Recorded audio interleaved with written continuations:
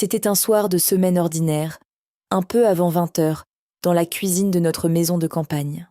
Ma belle-mère, Béatrice, versait méthodiquement une dose de rue des jardins dans ma tisane, une plante abortive puissante destinée à provoquer mes fausses couches hormonales à répétition et à vider mon utérus.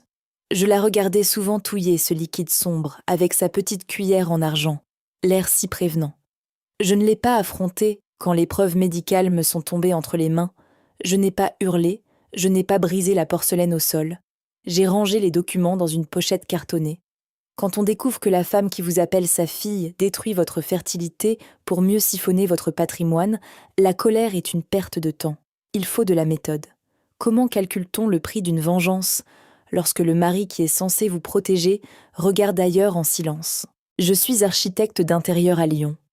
J'ai passé ma trentaine à dessiner des espaces pour les autres, à restructurer des fondations, à abattre des cloisons pour faire entrer la lumière. Mon cabinet fonctionnait très bien, mon compte en banque reflétait des années de travail acharné à 60 heures par semaine.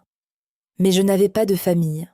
Mes parents sont décédés dans un accident de voiture quand j'avais 22 ans.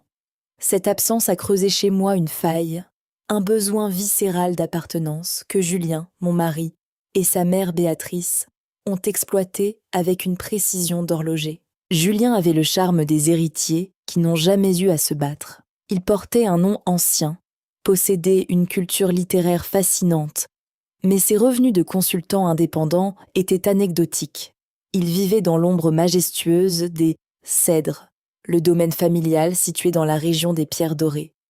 Une immense bâtisse du XVIIIe siècle, flanquée d'un parc de 3 hectares. C'était sublime, mais la toiture prenait l'eau, les huisseries pourrissaient, et la taxe foncière asphyxiait les comptes de Béatrice. Quand j'ai épousé Julien, je n'ai pas seulement dit oui à un homme. J'ai dit oui à une dynastie en péril. Béatrice m'a accueillie à bras ouverts. Elle avait le maintien de ces femmes de la grande bourgeoisie de province, toujours vêtues de cachemire clair, le port de tête altier, l'œil qui jaugeait sans en avoir l'air. Elle m'appelait sa sauveuse. C'est sous son impulsion que nous avons structuré la sauvegarde du domaine. La propriété a été placée dans une société civile immobilière, une SCI. Pour financer les travaux massifs et restructurer les dettes accumulées, la banque réclamait des garanties pour accorder un crédit de 450 000 €. Julien n'avait pas les reins assez solides.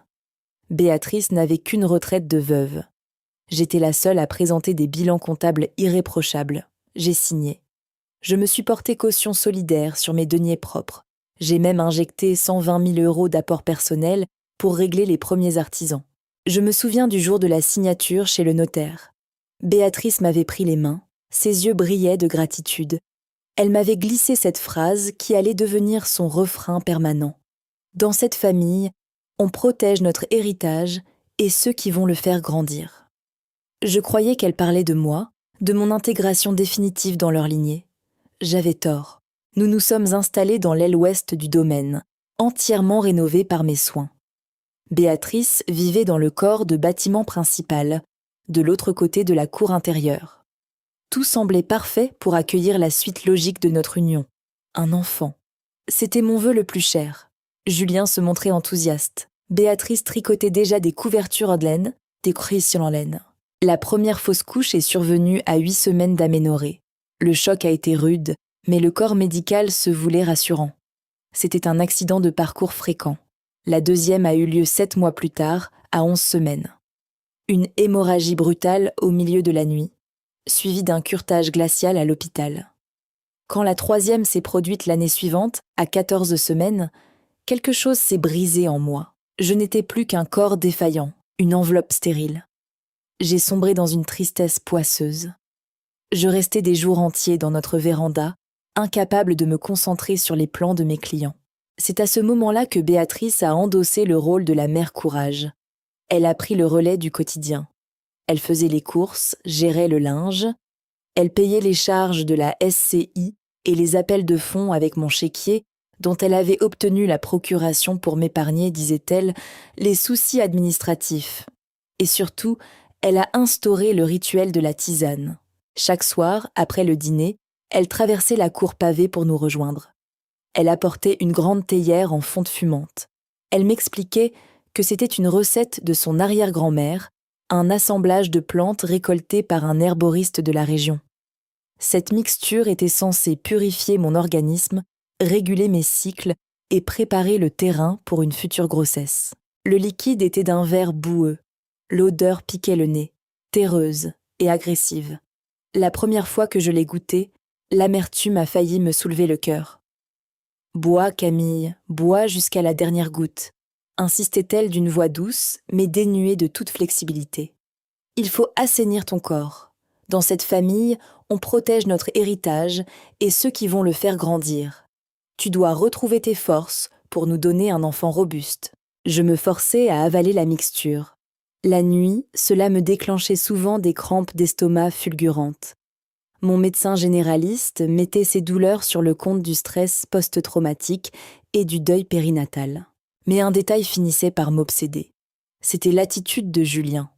Mon mari, d'ordinaire si diserte sur ses lectures ou ses expertises d'art, se murait dans un silence studieux dès que sa mère franchissait la porte avec sa théière.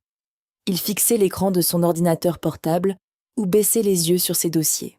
Un soir de fin octobre, la pluie martelait les vitres de la véranda. Béatrice m'a tendu ma tasse. La tisane m'a paru encore plus âcre que d'habitude, presque corrosive sur le bout de la langue. J'ai repoussé la porcelaine au bout de 2 gorgées. Je n'en veux plus, Béatrice. Ça me donne des nausées épouvantables. Le masque de la bonne bourgeoise a glissé une fraction de seconde. Ses traits se sont figés. Ses lèvres se sont pincées pour dessiner une ligne dure et implacable. Une lueur d'autorité absolue a traversé son regard. Ce n'était pas l'inquiétude d'une mère, c'était l'agacement d'un maître d'œuvre face à un ouvrier qui refuse de finir sa tâche. Ne fais pas l'enfant, Camille. J'ai passé 1 heure à faire réduire cette décoction. C'est le protocole. C'est pour ton bien. J'ai cherché le soutien de mon mari, assise de l'autre côté de la table en chêne. Julien, dis-lui, je ne me sens pas bien ce soir. Il n'a pas levé les yeux de son écran. Il s'est raclé la gorge, la voix un peu fuyante, la posture fuyante. Fais un effort, Camille. Maman sait ce qu'elle fait. Ne la contrarie pas. Elle se donne tellement de mal pour notre avenir. J'ai repris la tasse.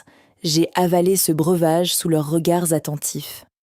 À cette époque, je refusais de voir la réalité en face, persuadée que le clan passait avant tout, que leurs intentions étaient pures. C'est le danger quand on a manqué d'affection toute sa vie. On s'habitue très vite au poison, pourvu qu'il vous soit servi avec des mots tendres. Le lendemain matin, le réveil a été laborieux. Un goût métallique tapissait mon palais. Une crampe sourde irradiait le bas de mon ventre, pareille à celle qui précédait mes hémorragies. Je suis restée allongée de longues minutes à regarder les moulures du plafond. La phrase de Béatrice tournait dans mon esprit, mais son écho avait changé. Il ne sonnait plus comme une promesse d'inclusion. Il résonnait comme le claquement d'une porte de prison. Je me suis levée sans faire de bruit. Julien dormait encore, le visage enfoui dans l'oreiller. J'ai pris une douche glacée. J'ai enfilé un tailleur sombre. J'ai noué mes cheveux en un chignon strict et j'ai pris les clés de ma voiture. Je n'ai pas pris la route de mon agence d'architecture. J'ai roulé pendant 40 minutes jusqu'au centre de Lyon. J'ai garé mon véhicule dans un parking souterrain près de la place Bellecour. À 9 heures précises, je poussai les portes en verre de mon agence bancaire. Mon conseiller, un homme d'une 50aine d'années au costume impeccable, m'a reçu entre 2 rendez-vous. J'ai pris place face à lui. Je souhaite révoquer la procuration accordée à ma belle-mère, sur mon compte courant et sur mon compte professionnel. Ai-je déclaré d'une voix neutre. Il a cligné des yeux, surpris par la requête matinale. Il a pianoté sur son clavier. « C'est noté, madame. La révocation prend effet immédiatement. Elle ne pourra plus émettre de chèque ni valider de virement. Souhaitez-vous faire opposition sur le chéquier qu'elle détient ? Oui.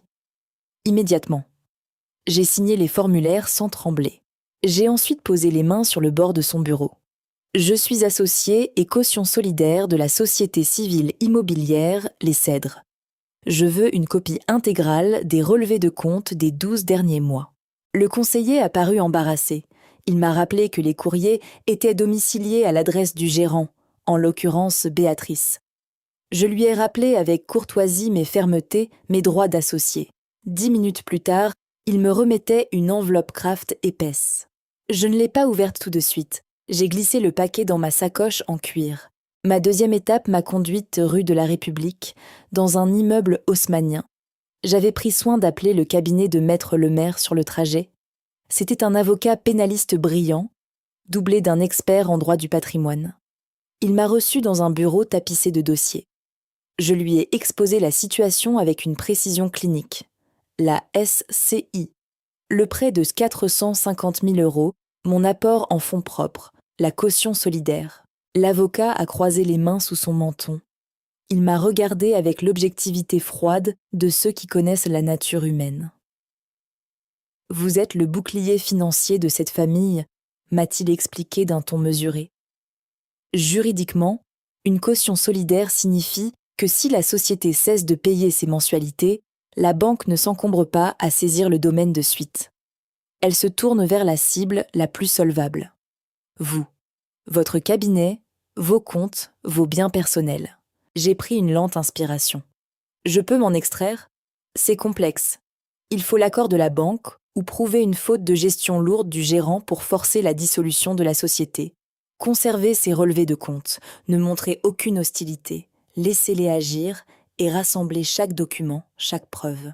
Je suis ressortie du cabinet à l'heure du déjeuner. Le ciel lyonnais était d'un bleu dur. Je ne ressentais ni abattement ni panique. Je ressentais une clarté absolue. Je construisais des fondations depuis des années pour des gens honnêtes.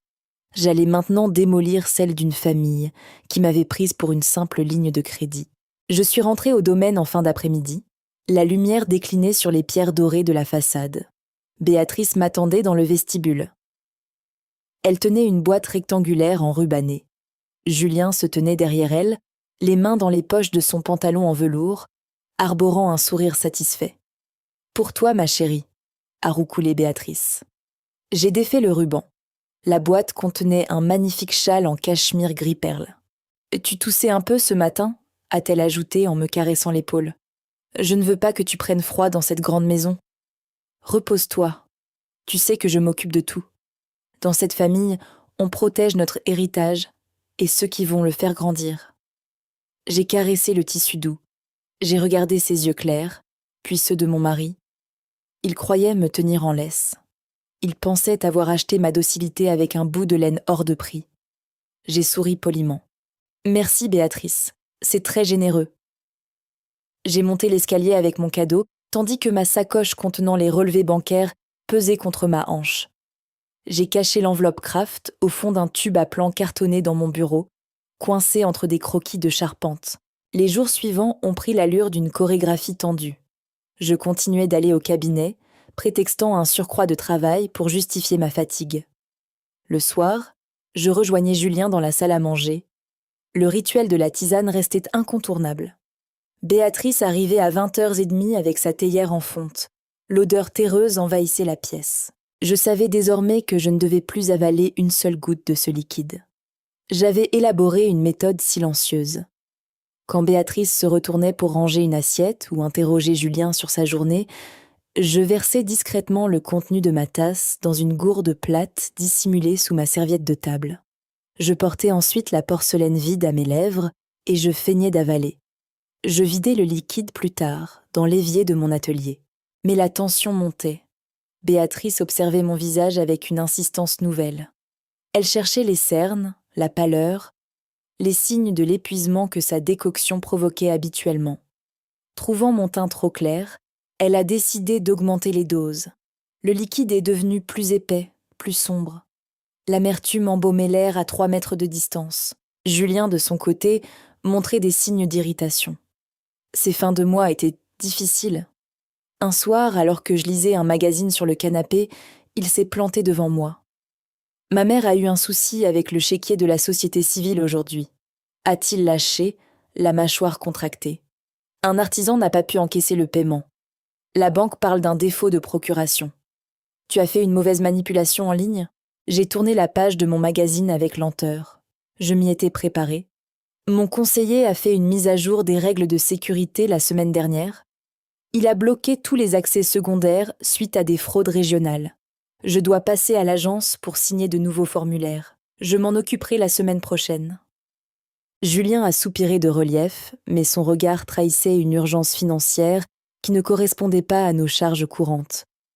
Pourquoi l'absence de mon chéquier déclenchait-elle une telle panique pour une simple facture d'artisan ? J'ai repensé à l'enveloppe Kraft cachée dans mon tube à plomb. Je n'avais pas encore eu le temps d'éplucher les relevés, ligne par ligne. La semaine avançait. Le jeudi soir, le ciel était bas et lourd. Béatrice a franchi le seuil de notre aile avec un pas raide. Elle a posé la théière sur la table avec un bruit sec. Julien s'est assis lourdement sur sa chaise. Il sortait d'une crise de migraine et avalait son traitement pour l'hypertension avec un verre d'eau. C'était un médicament puissant, un bêta-bloquant dont il ne pouvait pas se passer. Béatrice a rempli ma tasse jusqu'à ras-bord. Le liquide fumait. « Bois », a-t-elle ordonné, sans la douceur habituelle. « Tu as négligé ton repos ces derniers temps. Je veux te voir vider cette tasse. » Elle s'est assise face à moi, croisant les bras. Elle ne quittait pas mes mains des yeux. La technique de la gourde sous la serviette était impossible ce soir-là. Son regard était braqué sur moi, inquisiteur, froid. Elle allait rester là jusqu'à ce que j'ingère le liquide. Julien a posé son verre d'eau. Il a massé ses tempes, l'air absent. Il regardait le journal télévisé en sourdine. Je devais trouver une échappatoire. L'odeur âcre de la plante me soulevait l'estomac. Je regardais la tasse fumante, puis le visage de mon mari, puis celui de la femme qui orchestrait ma destruction à petit feu. L'escalade était inévitable. La fissure de la confiance devenait un gouffre. Il me fallait une diversion. J'ai repéré la petite cloche en verre qui protégeait le beurre sur le buffet, juste derrière Béatrice. J'ai tendu le bras, j'ai heurté la cloche avec le bout de mon ongle. Le verre a glissé et s'est fracassé sur le carrelage dans un bruit assourdissant. Béatrice a sursauté. Elle a poussé un cri étouffé.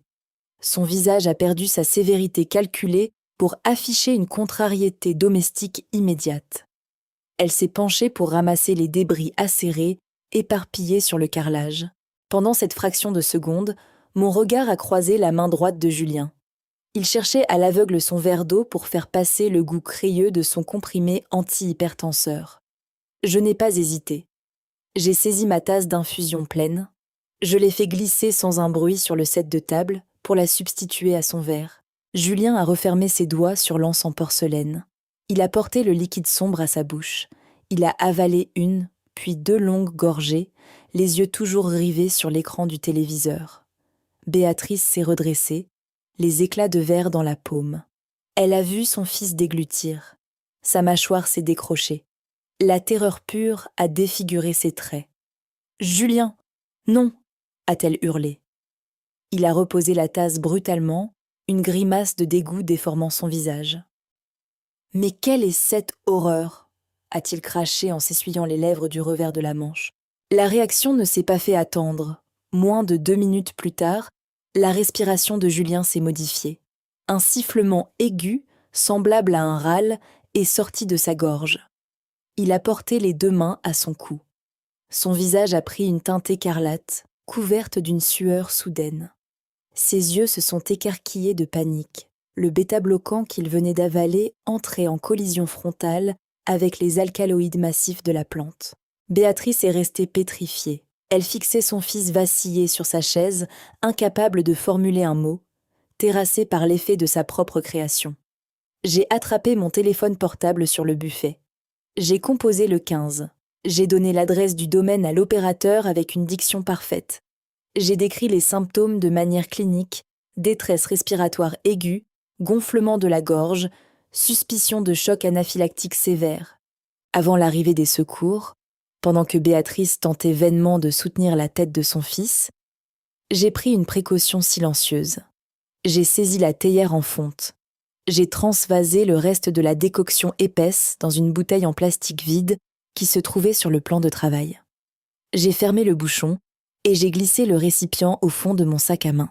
Les gyrophares bleus ont balayé la cour pavée. Les pompiers ont brancardé mon mari, l'équipant immédiatement d'un masque à oxygène. Nous sommes partis en urgence absolue vers le centre hospitalier universitaire de Lyon. L'attente dans les couloirs stériles des urgences a duré une grande partie de la nuit. Le bruit constant des moniteurs cardiaques rythmait le silence. Béatrice jouait la matriarche dévastée. Elle pleurait de manière ostentatoire, agrippée à son sac en cuir, murmurant des prières inaudibles au personnel soignant. Je suis restée assise sur une chaise en plastique bleu, le dos droit. Je n'ai pas versé une seule larme. J'observais cette femme pleurer sur les conséquences de ses propres actes. Vers 4 heures du matin, un médecin réanimateur s'est avancé vers nous, les traits tirés par la fatigue. Julien était stabilisé. Le pronostic vital n'était plus engagé. Mais l'épisode avait été d'une violence extrême. Votre mari a fait une réaction toxique majeure, m'a expliqué le praticien en s'adressant à moi en tant qu'épouse légale. La combinaison du liquide avec son traitement cardiaque a failli provoquer un arrêt respiratoire total. Qu'a-t-il ingéré exactement ? J'ai ouvert mon sac. J'ai tendu la bouteille en plastique au médecin. Une infusion artisanale. Ma belle-mère la prépare chaque soir pour moi. J'aimerais une analyse toxicologique complète et urgente de ce liquide. Pour lui, mais aussi pour moi, car j'en bois depuis des mois et je souffre de douleurs pelviennes aiguës. Le regard de Béatrice s'est vidé de toute substance. Elle a ouvert la bouche, puis l'a refermée. Elle a compris à cet instant précis que le huis clos familial venait de voler en éclats. La médecine légale entrait dans l'équation. Le médecin a pris la bouteille, notant ma demande sur son dossier avec un hochement de tête professionnel. Je suis rentrée au domaine des Cèdres au lever du jour. Béatrice a exigé de rester au chevet de son fils, prostré dans un fauteuil de la chambre d'hôpital. J'avais la propriété pour moi toute seule. Le silence régnait dans la cour intérieure, troublé seulement par le vent dans les arbres centenaires. J'ai marché d'un pas régulier jusqu'à mon bureau. J'ai sorti le tube à plan cartonné. J'ai étalé les relevés de compte de la société civile immobilière sur ma table de dessin. Il était temps d'étudier la structure de leur comptabilité. J'ai aligné les 12 mois d'extraits bancaires. Les premières pages confirmaient ce que je savais. Mon apport personnel de 120 000 € avait bien été encaissé pour solder les créances des entrepreneurs locaux. La mensualité du prêt immobilier, couverte par ma caution solidaire, était prélevée le 5 de chaque mois. Mon argent maintenait cette bâtisse debout. Mon salaire d'architecte comblait chaque faille de leur gestion désastreuse. Puis, à la page 7 du mois de janvier, une anomalie a attiré mon attention. Une ligne récurrente, noyée au milieu des factures d'électricité et d'assurance. Un virement permanent de 2 500 € émis le 10 de chaque mois. Le libellé indiquait « Remboursement compte courant associé ». Je connaissais parfaitement les statuts de notre SCI. Nous n'étions que 3 associés inscrits au registre du commerce. Julien, Béatrice et moi. Le remboursement d'un compte courant d'associé permet à une société de rendre l'argent qu'un membre lui a prêté sans fiscalité lourde. Sauf que le compte bénéficiaire de ce virement régulier ne m'appartenait pas. Le destinataire mentionné sur le relevé portait le nom de S. Martin. J'ai relu la ligne. Sophie Martin, l'ancienne compagne de Julien. Une femme avec laquelle il avait passé 4 ans avant de me rencontrer. Béatrice l'avait toujours encensé pour sa douceur, mais regrettait publiquement son incapacité à générer des revenus solides. Chaque mois, depuis plus d'1 an, ma belle-mère siphonnait les liquidités de la SCI pour verser un salaire occulte, net d'impôts, à l'ex-petite amie de mon mari. Elle utilisait les excédents générés par mon travail acharné pour l'entretenir financièrement. En milieu d'après-midi, la sonnerie de mon téléphone a interrompu mon analyse. C'était le médecin du centre hospitalier universitaire. Le laboratoire de toxicologie venait de livrer ses conclusions définitives. Nous avons identifié la substance principale du liquide, a annoncé la voix du praticien, empreinte d'une gravité nouvelle. Il s'agit d'une concentration massive de Ruta gravolens, de la rue des Jardins. C'est une plante toxique à ce dosage. Elle agit comme un neurotoxique léger et surtout comme un redoutable stimulant utérin. Elle est médicalement classée comme une plante abortive. J'ai posé mon stylo sur la table de dessin.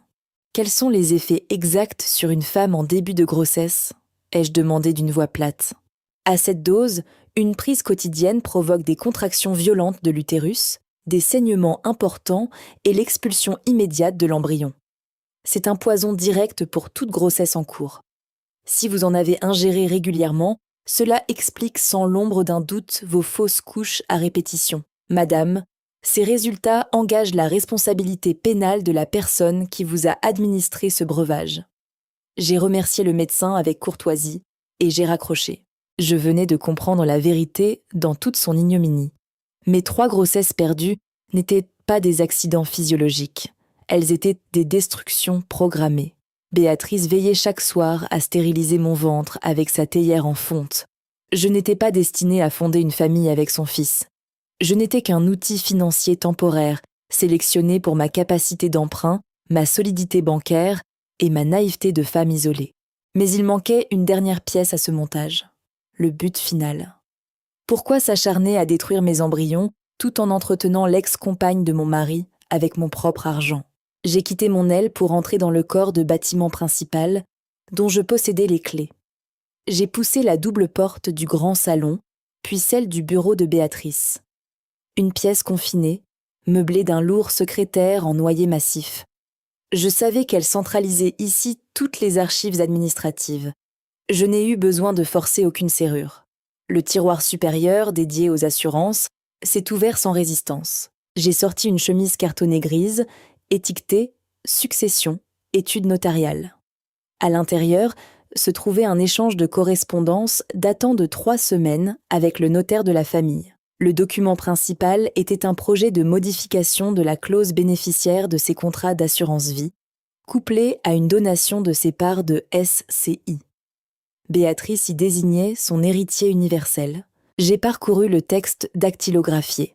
Le document stipulait que le capital et l'intégralité des biens immobiliers devaient revenir en nue propriété à son unique petit-fils. Le nom du bénéficiaire légal était écrit en lettres capitales. Louis, enfant à naître de mademoiselle Sophie Martin et de monsieur Julien. Mon mari. Sous le projet d'acte notarié, une pochette transparente contenait une échographie obstétricale datée de 3 mois. Un fœtus parfaitement formé. Un garçon. Le schéma de leur complot s'est déployé sous mes yeux. D'une précision architecturale terrifiante. Julien n'avait jamais cessé de fréquenter Sophie. Béatrice avait organisé cette double vie. Elle finançait la grossesse de la mère porteuse idéale avec l'argent de mon cabinet d'architecture, transitant frauduleusement par les comptes de la SCI. Moi, l'épouse bâtisseuse, la caution solidaire, je ne devais surtout pas produire un héritier réservataire légitime qui viendrait concurrencer cette succession clandestine. Ma fonction se résumait à garantir le prêt de 450 000 € auprès de la banque. Le plan de remplacement était limpide. Une fois le domaine des Cèdres intégralement payé, les dettes effacées et les toitures d'heures rénovées sur mes deniers, la mécanique finale s'activerait. Le divorce serait prononcé pour incompatibilité ou usure. Il m'expulserait de la propriété. Julien récupérerait le domaine familial flambant neuf, libre de tout créancier, pour y installer Sophie et leur enfant légitimé par la filiation. La dynastie serait sauvée, l'héritage préservé, et je serais jetée dehors, financièrement exsangue. Je me suis souvenue de la phrase répétée en boucle par ma belle-mère. Le jour de la signature chez le notaire. Le cadeau du châle. Dans cette famille, on protège notre héritage et ceux qui vont le faire grandir. Ceux qui allèrent le faire grandir, c'était le fils de Sophie. Pas moi. Moi, j'étais le ciment voué à sécher dans les murs avant de disparaître. J'ai replacé l'échographie et le projet d'acte notarié dans la chemise grise, exactement à la même place. J'ai refermé le tiroir du secrétaire. Je n'ai emporté aucun document de ce meuble. Les relevés bancaires obtenus légalement grâce à mes droits d'associé et l'analyse toxicologique officielle du centre hospitalier suffisaient largement pour armer l'arsenal juridique de ma riposte. La tristesse et le deuil de mes grossesses se sont évaporés. Ils m'avaient cru malléable, aveuglé par mon dévouement envers cette vieille pierre et cet homme lâche. Ils avaient oublié un principe fondamental de mon métier. Je gagne ma vie en consolidant des structures défaillantes. Je sais parfaitement calculer les charges de portance d'un édifice. Je sais donc avec une exactitude mathématique sur quel mur porteur il faut frapper pour que la toiture entière s'effondre sur la tête de ses propriétaires. Julien est rentré du centre hospitalier universitaire 5 jours plus tard. Il était affaibli, le teint cireux, mais hors de danger. L'équipe médicale avait conclu à une allergie alimentaire foudroyante, croisée avec son traitement. Béatrice s'était empressée de valider cette hypothèse de surface, prétextant une possible contamination de la théière par des résidus de fruits à coque. J'ai laissé dire. Je n'ai pas mentionné ma conversation téléphonique avec le médecin réanimateur, ni l'analyse toxicologique qui était désormais en ma possession. J'ai repris mon rôle d'épouse silencieuse. Je lui préparais des bouillons clairs, je bordais ses draps, je regardais cette mère et ce fils évoluer dans notre aile rénovée, forts de leur secret mutuel, persuadés que leur plan suivait son cours. Ils ignoraient, non, que mon silence couvrait un travail de sape absolu. Pendant 3 semaines, j'ai multiplié les rendez-vous discrets au cabinet de Maître Lemaire. L'avocate a structuré ma riposte avec une minutie chirurgicale. Nous avons séparé le volet financier du volet pénal. Pour la société civile immobilière, la manœuvre était claire. L'utilisation des fonds sociaux pour rémunérer mensuellement Sophie Martin, l'ancienne compagne de mon mari, relevait de l'abus de biens sociaux pur et simple. C'est un délit pénal, passible de 5 ans d'emprisonnement et de 375 000 € d'amende, m'a expliqué Maître Lemaire en lisant les relevés bancaires. Mais surtout, cela constitue une faute de gestion majeure de la part de votre belle-mère. Cela nous donne le levier juridique parfait pour exiger la dissolution anticipée de la société civile immobilière et la révocation immédiate de votre caution solidaire auprès de l'établissement bancaire. J'ai mandaté un huissier de justice pour procéder à une saisie conservatoire sur les comptes de la société. Les fonds ont été gelés à la source. Béatrice ne pouvait plus dépenser un seul centime de la structure. Pour le second volet, la démarche était plus lourde. Le rapport toxicologique prouvant la présence massive de rue des Jardins dans mon organisme et dans celui de mon mari constituait la pièce maîtresse. J'ai rédigé une plainte formelle.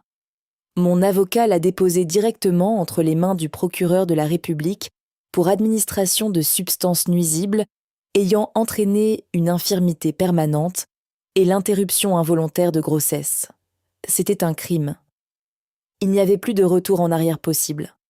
Le mécanisme judiciaire de l'État français était enclenché. La détonation finale devait avoir lieu sur leur propre terrain. Béatrice m'a fourni cette occasion sur un plateau d'argent. Un mardi matin de novembre, elle m'a convoqué à l'étude de son notaire, Maître Roche, dans le centre de Villefranche-sur-Saône. Elle m'avait présenté cette démarche comme une simple régularisation administrative. Julien m'a accompagné, conduisant la voiture avec la prudence d'un convalescent. Il se montrait particulièrement prévenant, posant sa main sur mon genou pendant le trajet. Ce contact me donnait la nausée, mais j'ai gardé le regard fixé sur la route. L'étude de Maître Roche sentait la cire d'abeille et le papier ancien. Nous avons pris place dans de lourds fauteuils en cuir sombre, face au vaste bureau en chêne massif du notaire. Ce dernier, un homme strict aux lunettes cerclées d'écailles, a disposé un épais dossier relié devant lui. Béatrice siégeait à ma droite. Elle portait un tailleur en laine bouillie d'une élégance stricte. Elle irradiait d'une confiance souveraine. Elle a croisé ses mains baguées sur ses genoux et m'a adressé un sourire plein de compassion feinte. « Camille, ma chérie, a-t-elle commencé d'une voix veloutée. Ces derniers mois ont été d'une brutalité terrible pour toi. Les pertes successives de tes grossesses, ton épuisement au cabinet d'architecture, et maintenant le grave incident de santé de Julien. Tu portes trop de poids sur tes épaules. » J'ai soutenu son regard sans ciller. « J'ai donc pris une décision avec Julien, » a-t-elle poursuivi. « Pour te protéger, pour te libérer de ce fardeau matériel. Nous allons procéder à une cession de tes parts sociales au sein de la société civile immobilière. Tu vas revendre tes parts à Julien pour un euro symbolique. Ainsi, tu n'auras plus à te soucier de la gestion du domaine. Tu pourras enfin te reposer. Dans cette famille, on protège notre héritage et ceux qui vont le faire grandir. C'est notre devoir de te mettre à l'abri du stress. » Le notaire a fait glisser le document vers moi, accompagné d'un stylo à plume. J'ai baissé les yeux sur les feuillets. J'ai lu le paragraphe des conditions générales. Le montage était d'une perversité remarquable. Elle me demandait de céder mes parts, renonçant ainsi à tout droit de propriété sur le domaine rénové avec mes fonds propres. Mais une clause, rédigée en petits caractères à la page 4, précisait que je conservais mon statut de caution solidaire pour le prêt de 450 000 euros. Je perdais la maison, mais je gardais la dette. C'était l'étape préliminaire avant le divorce. Une fois ce papier signé, Julien pouvait demander la séparation de corps, m'expulser légalement du domicile et installer Sophie Martin et leur enfant à naître dans un domaine que je continuerai de payer pendant 20 ans. Je n'ai pas pris le stylo. J'ai ouvert ma serviette en cuir posée sur mes genoux. « Je ne signerai pas cette cession de part, maître Roche », ai-je déclaré d'une voix parfaitement posée. Le notaire a froncé les sourcils. Béatrice a raidi la nuque. « Allons, Camille, ne complique pas les choses », a murmuré Julien avec une pointe d'agacement. « Maman fait ça pour ton bien. C'est une formalité. » J'ai sorti le premier document de ma serviette. C'était la signification de la saisie conservatoire établie par l'huissier de justice. Je l'ai posé au centre du bureau en chêne, bien en vue. Il n'y aura aucune cession de part, car les comptes de la société civile immobilière, les cèdres sont gelés depuis ce matin à 8 heures, ai-je expliqué en regardant l'officier ministériel. J'ai demandé la dissolution judiciaire de la structure pour abus de biens sociaux. La banque est informée. La garantie sur mes deniers propres est formellement contestée. Le visage de Béatrice s'est figé. La couleur a quitté ses joues pour laisser place à une pâleur crayeuse. « De quoi parles-tu » a-t-elle craché, perdant instantanément son masque de bienveillance. « C'est absurde. Maître Roche, expliquez-lui que c'est impossible. » J'ai sorti le second document, un épais dossier comptable surligné de jaune. J'ai relevé des détournements de fonds massifs, ai-je continué, ignorant ma belle-mère pour m'adresser au notaire. Un virement mensuel de 2500 € émis par la gérante de la société à l'attention de mademoiselle Sophie Martin. Il s'agit d'une rémunération occulte. Vous savez certainement, maître, que le code pénal punit l'abus de biens sociaux d'une peine de prison ferme. Cette société est désormais sous enquête fiscale et financière.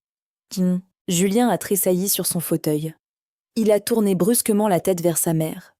« Tu lui as fait des virements depuis le compte de la propriété » a-t-il demandé, la voix étranglée.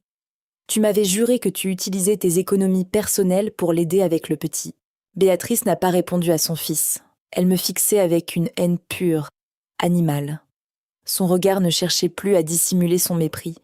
Elle se sentait acculée sur le plan financier, mais elle pensait encore avoir l'ascendant moral. « Tu n'étais pas faite pour ce domaine » a-t-elle lâché d'une voix sifflante, oubliant la présence du notaire. « Tu es une fille de rien, une technicienne obsédée par tes chantiers. Tu n'as aucune éducation, aucun raffinement. Tu as été incapable de donner un héritier à mon fils. Tes fausses couches prouvent que tu es une terre stérile. Il fallait préserver la lignée. Sophie porte le sang de notre famille. Tu n'étais là que pour restaurer les murs, pas pour y vivre. C'était l'aveu d'orgueil que j'attendais.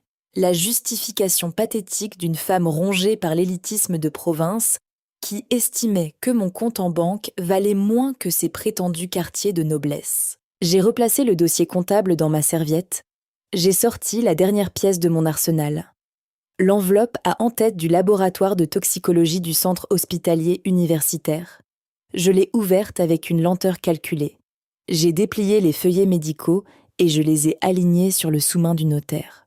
Ceci est le rapport toxicologique des urgences de Lyon, daté de la nuit où Julien a failli perdre la vie, ai-je annoncé d'un ton monocorde, mais qui a résonné comme un couperet dans le silence de l'étude.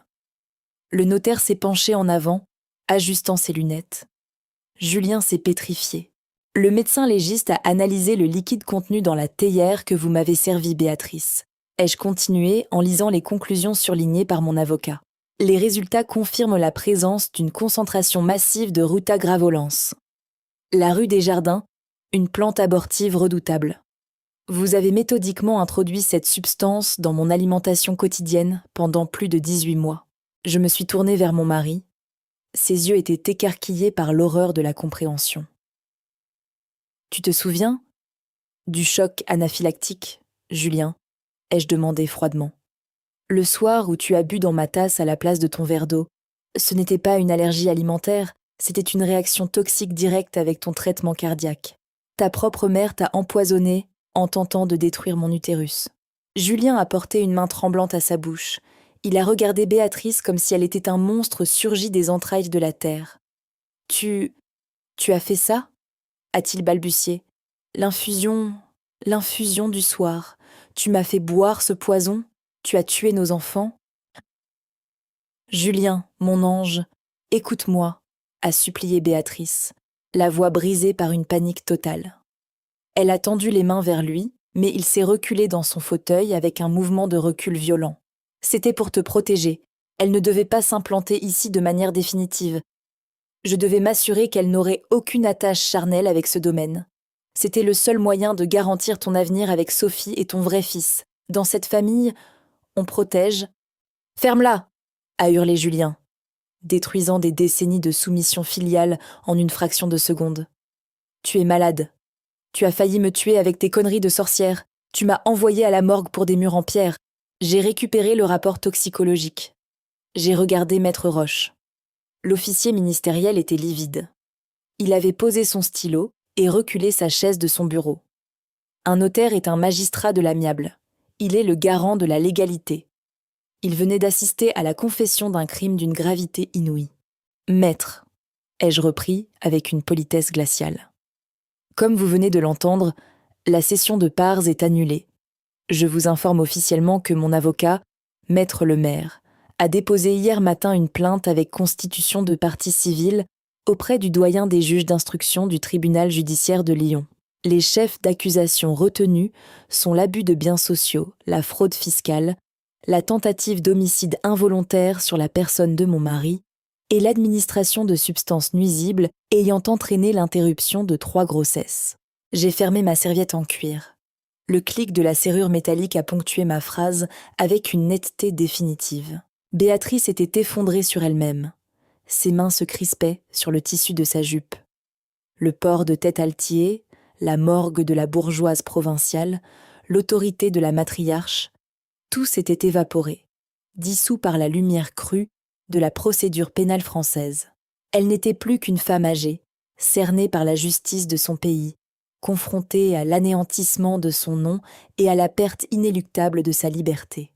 Les officiers de la police judiciaire perquisitionneront le domaine des Cèdres dans les prochains jours, ai-je ajouté en me levant de mon fauteuil. Ils chercheront les factures de l'herboriste. Ils saisiront vos ordinateurs pour analyser les virements vers le compte de Sophie Martin. La banque exigera le remboursement immédiat du prêt de 450 000 € que la société ne pourra pas honorer. Le domaine sera saisi et vendu aux enchères publiques pour couvrir le passif. Vous avez tout perdu, Béatrice. L'héritage, le domaine et votre fils. Julien n'a pas prononcé un mot pour la défendre. Il regardait le vide, anéanti par la révélation de sa propre lâcheté et par l'ampleur du désastre. Il avait laissé sa mère orchestrer notre vie. Il allait devoir en payer le prix fort devant les tribunaux, impliqué malgré lui dans la gestion frauduleuse de la SCI en tant qu'associé muet. Je n'ai pas attendu qu'il formule la moindre excuse. Les excuses n'ont aucune valeur juridique. J'ai salué Maître Roche d'un signe de tête respectueux. J'ai pivoté sur mes talons, j'ai marché vers la lourde porte en chêne de l'étude, j'ai baissé la poignée en laiton et j'ai franchi le seuil sans un regard en arrière. La machine judiciaire française, une fois lancée, possède la lenteur implacable d'un rouleau compresseur. Dans les semaines qui ont suivi l'entrevue chez le notaire, je n'ai plus jamais remis les pieds au domaine des Cèdres. J'ai loué un appartement provisoire dans le quartier de la Confluence, au sud de Lyon. J'ai repris mes dossiers d'architecture. J'ai continué à dessiner des plans, à vérifier des métrés, à diriger des artisans. Le travail est devenu mon ancrage. Pendant ce temps, la brigade de recherche de la gendarmerie a exécuté la commission rogatoire du juge d'instruction. Les perquisitions au domaine ont eu lieu à l'aube. Maître Lemaire m'a tenu informé de chaque avancée, avec la distance professionnelle qui le caractérisait. Les enquêteurs ont saisi le matériel informatique de la société civile immobilière. Ils ont épluché la comptabilité de Béatrice. La Direction générale des finances publiques, alertée par le procureur, a procédé à un redressement fiscal dévastateur. Les versements réguliers vers le compte de Sophie Martin ont été immédiatement requalifiés en revenus dissimulés. Béatrice a été placée en garde à vue pendant 48 heures. Elle a d'abord tenté de nier. Elle a joué la carte de la vieille dame confuse, affirmant donner de simples tisanes digestives à sa belle-fille pour calmer ses angoisses. Mais les enquêteurs ont retrouvé les factures de l'herboriste dans son secrétaire en noyer. Ils ont retracé ses achats massifs de rue des Jardins sur 3 années consécutives. Face à la matérialité des preuves, au rapport de toxicologie de l'hôpital et au mouvement comptable, son assurance s'est brisée. Elle a été mise en examen. Le juge l'a placée sous contrôle judiciaire strict, avec interdiction de quitter le territoire et obligation de pointer au commissariat de Villefranche-sur-Saône toutes les semaines, dans l'attente de son procès devant la cour criminelle. La banque, de son côté, n'a fait aucun sentiment. Face au gel des comptes, au scandale pénal et à l'arrêt de mes versements mensuels, l'échéance du prêt de 450 000 € a été rejetée. Le service contentieux a prononcé la déchéance du terme. Ils ont exigé le remboursement intégral et immédiat du capital restant dû. La société étant insolvable, la procédure de saisie immobilière a été initiée. C'est à ce moment précis que Julien a tenté de renouer le contact. Il a multiplié les appels en absence, les messages vocaux désespérés, les courriels interminables sur mon adresse professionnelle. Il plaidait l'ignorance. Il se disait victime de la folie de sa mère. Il me suppliait de débloquer les comptes, de réactiver ma caution solidaire pour la banque, juste le temps de revendre le domaine à un prix correct afin d'éviter la vente aux enchères judiciaires. Un jeudi après-midi, à la fin du mois de janvier, il s'est présenté à la réception de mon cabinet d'architecture. Mon assistante est venue me prévenir, visiblement mal à l'aise face à cet homme aux abois qui arpentait le hall. Je suis descendue. Je n'ai pas demandé à ce qu'on s'isole dans une salle de réunion. Je suis restée dans l'espace ouvert, entourée par le bourdonnement des traceurs de plans et les conversations téléphoniques de mes collaborateurs. Julien portait un manteau de laine froissée. Il avait perdu beaucoup de poids. Ses traits tirés portaient l'usure de ses lâchetés et de sa ruine. « Camille, je t'en prie », a-t-il commencé, la voix instable, en faisant un pas vers moi. « Laisse-moi t'expliquer. Je te jure que je ne savais pas pour le poison de ma mère. Je l'ignorais totalement. Elle a perdu la raison. Elle m'a manipulée moi aussi. Tu dois me croire. Nous pouvons tout réparer. Je suis prêt à quitter Sophie définitivement. Je veux tout recommencer avec toi. Mais aide-moi à sauver la maison. C'est le patrimoine de ma famille. La banque va tout nous prendre. » J'ai écouté sa supplique sans broncher. J'ai regardé cet homme que j'avais cru aimer, ce lettré inactif qui avait laissé détruire ma fertilité pour protéger ses pierres et financer sa maîtresse en secret. J'ai sorti une enveloppe cartonnée de mon dossier. Je la lui ai tendue. « Qu'est-ce que c'est ?» a-t-il demandé en fixant le document. « C'est l'assignation en divorce pour faute », ai-je répondu d'une voix égale et posée. Mon avocat a compilé l'ensemble des éléments du dossier pénal. Tes relevés téléphoniques démontrant tes rencontres avec Sophie Martin, les virements frauduleux de la SCI dont tu es associé, et ton inaction manifeste. La procédure civile est lancée. Je demande des dommages et intérêts pour le préjudice moral, financier et physique. Je récupérerai mon apport initial directement sur le produit de la vente judiciaire du domaine. Il a pris l'enveloppe avec des gestes lents, comme si le papier était incandescent. « Tu vas me laisser me noyer ?» a-t-il murmuré, abasourdi. « Tu vas laisser ma mère aller en prison et me jeter à la rue avec un enfant en bas âge ?